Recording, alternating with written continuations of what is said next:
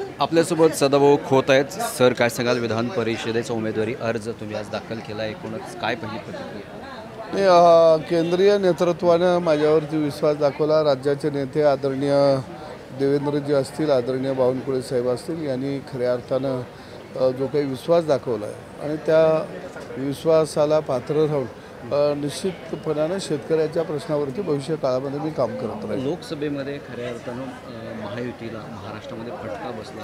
कुठेतरी शेतकऱ्यांच्या मताचं हे रूपांतर तुमच्या उमेदवारीमध्ये केलं आहे असं वाटतंय? शेतकऱ्यांचा प्रश्न खरं बघितलं तर या जातीपातीच्या राजकारणामध्ये महाराष्ट्रामध्ये कुठंतरी मागं पडलेली होते. त्याचा आवाज दबलेला गेला होता आणि त्याचा परिणाम हा निवडणुकीवरती झालेला आहे. परंतु चांगले निर्णय केंद्र सरकारनं आणि राज्य सरकारनं घेतले, तेही लोकांच्यापर्यंत पोहोचवण्यामध्ये आम्ही कमी पडलो.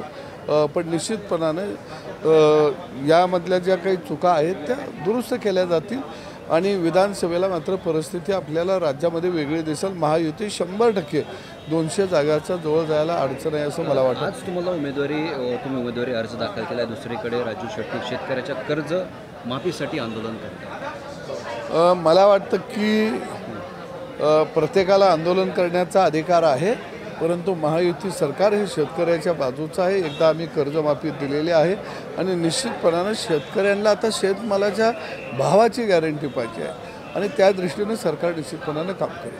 थँक्यू. हे होते सदाभाऊ खोत. मी गुणवंत दांगा, DRB न्यूज, मुंबई.